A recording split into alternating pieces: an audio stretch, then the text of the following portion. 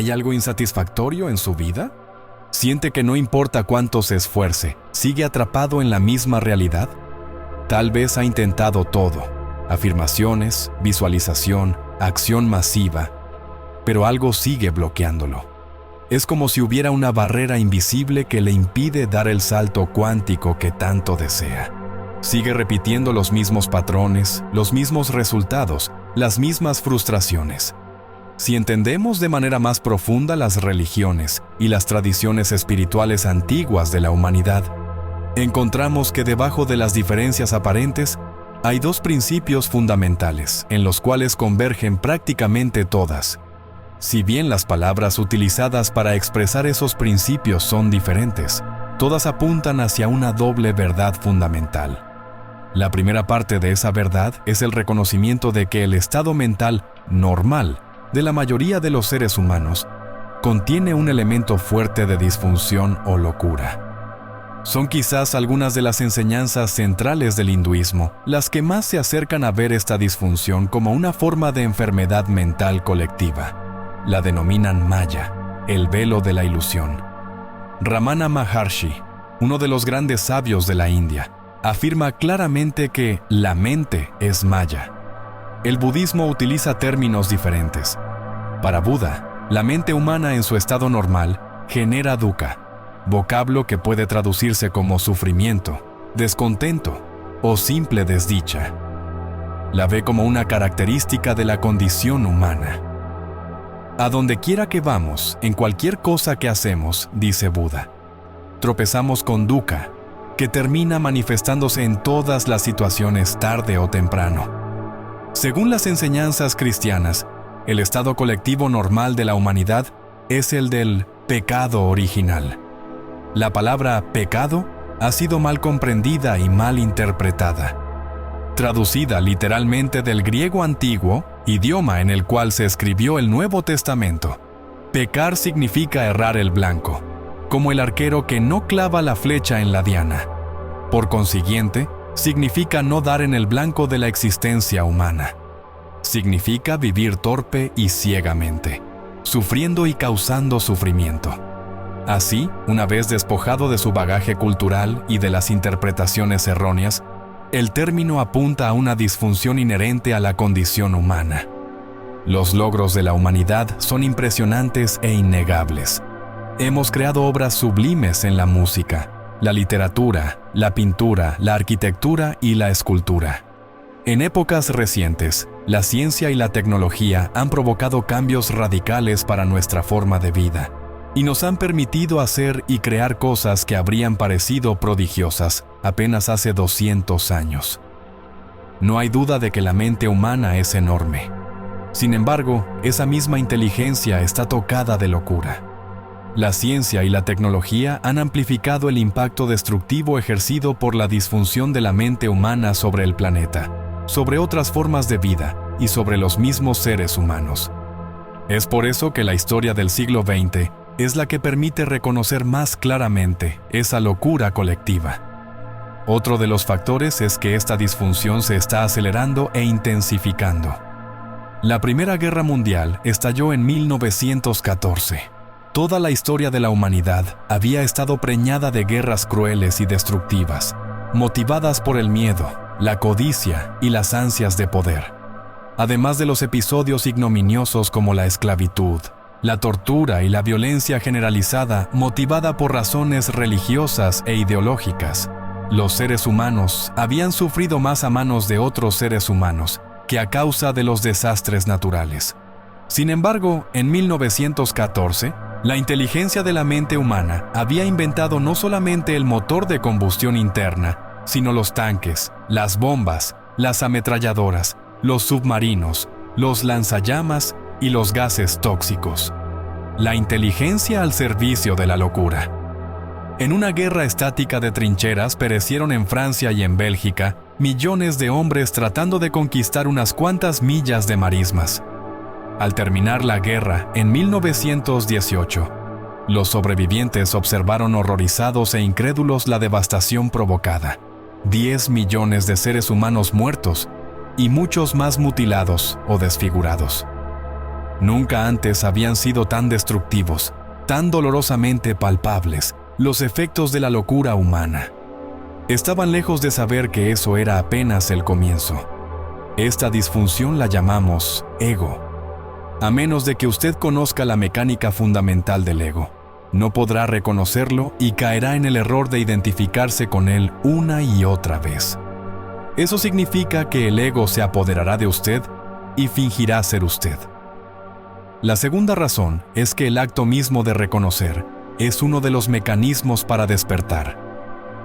Cuando usted reconozca su inconsciencia, será precisamente el surgimiento de la conciencia, el despertar, el que hará posible ese reconocimiento. No es posible vencer en la lucha contra el ego, como no es posible luchar contra la oscuridad. Lo único que hace falta es la luz de la conciencia. Usted es esa luz. El ego no es más que eso. La identificación con la forma, es decir, con las formas de pensamiento principalmente. Si es que hay algo de realidad en el concepto del mal, realidad que es relativa y no absoluta, su definición sería la misma: identificación total con la forma, las formas físicas, las formas de pensamiento, las formas emocionales. El resultado es un desconocimiento total de nuestra conexión con el todo, de nuestra unicidad intrínseca con todo lo demás, y también con la fuente. Este estado de olvido es el pecado original, el sufrimiento, el engaño. En este video, vamos a descubrir cómo romper con esa prisión mental, cómo trascender la ilusión del ego y cómo entrar en un estado donde la manifestación ocurre sin esfuerzo. Porque la clave no está en hacer más, sino en soltar más. El ego nos bloquea la manifestación porque está basado en el miedo. Imagina que quieres un auto de lujo. Lo visualizas, sientes que ya es tuyo, pero en el fondo, tu subconsciente teme chocar o que te lo roben. Ese miedo, generado por el ego, bloquea la manifestación. Lo que más le preocupa es prever cada resultado de cada situación, porque está demasiado centrado en el mundo exterior y se siente totalmente separado de la realidad. Cuanto más definimos la realidad con los sentidos, más se convierte en nuestra ley. Y la realidad material como ley es lo opuesto a la ley cuántica. El ego siempre busca reafirmar la idea de que estamos separados y buscará reflejar en la realidad observable tus miedos, cuando en realidad todo afuera es una ilusión. Cuando soltamos la ilusión del ego, nos alineamos con la conciencia universal y la manifestación se vuelve natural y sin esfuerzo. El ego no es más que eso: la identificación con la forma, es decir, con las formas de pensamiento principalmente. Si es que hay algo de realidad en el concepto del mal, realidad que es relativa y no absoluta, su definición sería la misma: identificación total con la forma, las formas físicas, las formas de pensamiento, las formas emocionales. El resultado es un desconocimiento total de nuestra conexión con el todo, de nuestra unicidad intrínseca con todo lo demás y también con la fuente. Ahora que ya sabes cómo funciona el ego y con observación y paciencia, lograrás ir reconociéndolo más y más, pasaremos a responder: ¿cómo disolver el ego? A continuación explicaremos cómo disolver, o más bien dominar el ego, ya que en realidad siempre estará con nosotros, es parte de nosotros también. Pero debemos tener un ego sano. 1. Observarlo sin juzgar. El primer paso para disolver el ego es observarlo en acción sin identificarse con él. Cada vez que surjan pensamientos de miedo, celos, ira o necesidad de validación, tome distancia y mírelos como si fueran nubes pasando por el cielo. No luche contra ellos ni los reprima. Simplemente obsérvelos con una conciencia desapegada. Este acto de observación neutral debilita el poder del ego sobre su vida. 2. Practicar la presencia. El ego solo existe en el tiempo psicológico, es decir, en la obsesión con el pasado y la ansiedad por el futuro. Para trascenderlo, es fundamental entrenar la mente en el momento presente. La meditación, la respiración consciente y la atención plena son herramientas poderosas que nos conectan con la conciencia pura, ese espacio interior donde el ego no tiene control. Tercera, desidentificarse de los pensamientos.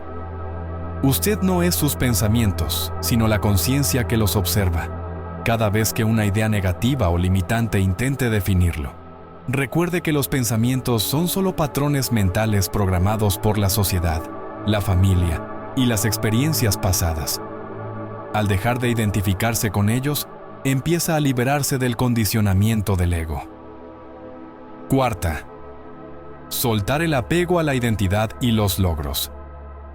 El ego se aferra a etiquetas, roles y narrativas personales para sostener su existencia. Sin embargo, usted no es su historia, ni sus logros, ni sus fracasos. No es su carrera, su estatus social o su apariencia física. Es algo mucho más vasto y eterno. Liberarse de la necesidad de validación externa permite que la verdadera esencia emerja sin esfuerzo. 5. Liberarse de las necesidades del ego. El ego se alimenta de la competencia y el deseo de destacar. Para trascenderlo, es clave soltar la necesidad de tener razón, de ganar, de sentirse superior, de acumular más o de ser reconocido.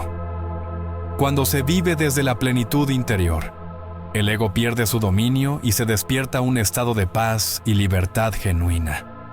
Disolver el ego no significa dejar de existir, sino dejar de identificarnos con una versión limitada de nosotros mismos.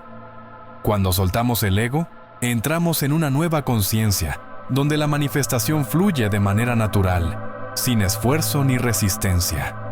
El universo responde a nuestra vibración interna.